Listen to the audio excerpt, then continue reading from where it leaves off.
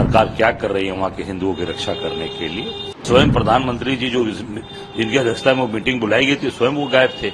शेख हसीना जी कहाँ हैं? हिंदुस्तान में हैं, गाजियाबाद के एयरबेस पे हैं या कहीं बाहर चली गई। अब हिंदू शरणार्थी वहां पर बेचारे अपनी जान माल की गुहार कर रहे हैं, बीएसएफ उनको रोक रही है। अरे उनको अगर वो दिक्कत परेशानी है तो उनको शरण दीजिए। यूपी कांग्रेस अध्यक्ष अजय राय ने बांग्लादेश में हिंदुओं पर हो रहे अत्याचार का मुद्दा उठाया है। उन्होंने प्रधानमंत्री मोदी से इस मुद्दे पर आवाज उठाने और कार्रवाई करने की मांग की है। अजय राय ने पूछा कि बांग्लादेश की पूर्व प्रधानमंत्री शेख हसीना इस समय कहां हैं? वे गाजियाबाद के हिंडन एयरवेस पर तो दिखी, उसके बाद कोई जानकारी नहीं। अजय राय ने आरोप लगाया कि बांग्लादेश सीमा पर बीएसएफ ने बांग्लादेश से आए हिंदुओं को रोका है।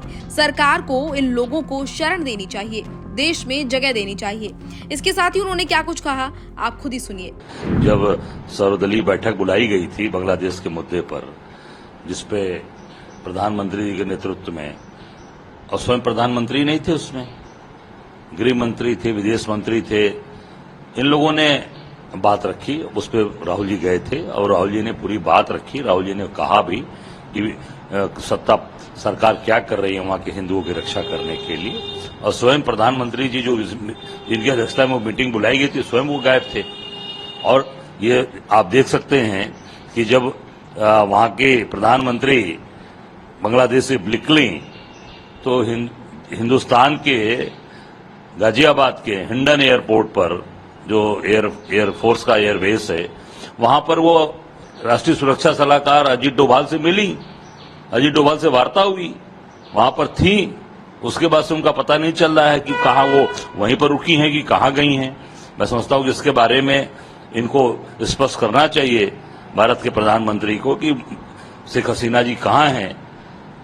हिंदुस्तान में हैं, गाजियाबाद के एयरबेस पे हैं या कहीं बाहर चली गई। ये तो पूरे देश ने देखा, पूरी दुनिया ने देखा कि उनके राष्ट्रीय सलाहकार उनसे मिले और उनको यहाँ पर संरक्षण दिया।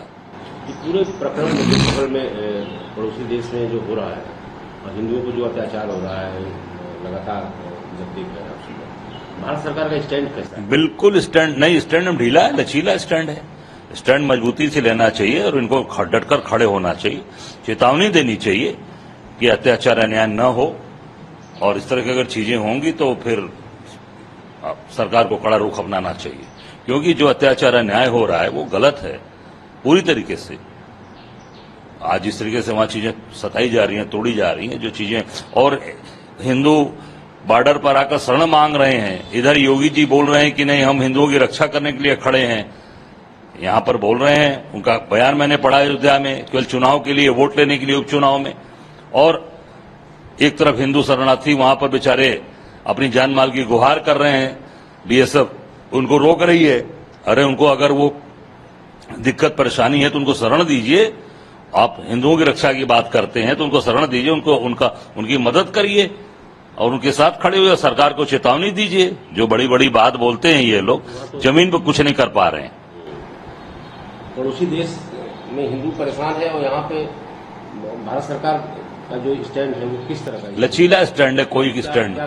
भाई बिल्कुल इनको वहां मजबूती से चेतावनी देनी चाहिए वहां की सरकार को कि अगर नहीं रुकेगा तो हम इस पे फिर कड़ा रुख अख्तियार करेंगे और निश्चित तौर से उस पर आगे की कार्रवाई सबसे बात करके आगे निर्णय लेना चाहिए कि इस पे क्या करना है। क्योंकि इस तरह का अत्याचार अन्याय तत्काल बंद करे, तत्काल बंद होना चाहिए। चीजें खराब हो रही हैं और इस पे केंद्र सरकार को, मोदी जी को, जो बड़ी बड़ी बात बोलने वाले ये लोग हैं, केवल हिंदुत्व की बात करने वाले, स्टैंड नहीं ले रहे हैं। स्टैंड लेना चाहिए और डटकर खड़ा होना चाहिए और वहां हिंदू समाज की रक्षा करने के लिए इनको आगे आना चाहिए। कुछ लोग कह रहे हैं कि भारत में भी बांग्लादेश की स्थिति आ सकती है। देखिए, वो स्थिति परिस्थिति जब आएगी तब देखा जाएगा। वर्तमान की जो स्थिति है, जहां पे आपके लोग सताए जा रहे हैं, जहां परेशान किए जा रहे हैं, केवल झूठी बात ना बोलकर उनकी मदद करिए, उनके शरणार्थियों को शरण दीजिए, उनकी रक्षा करिए, उनके साथ पूरी मुस्तैदी और डटकर खड़े रहिए।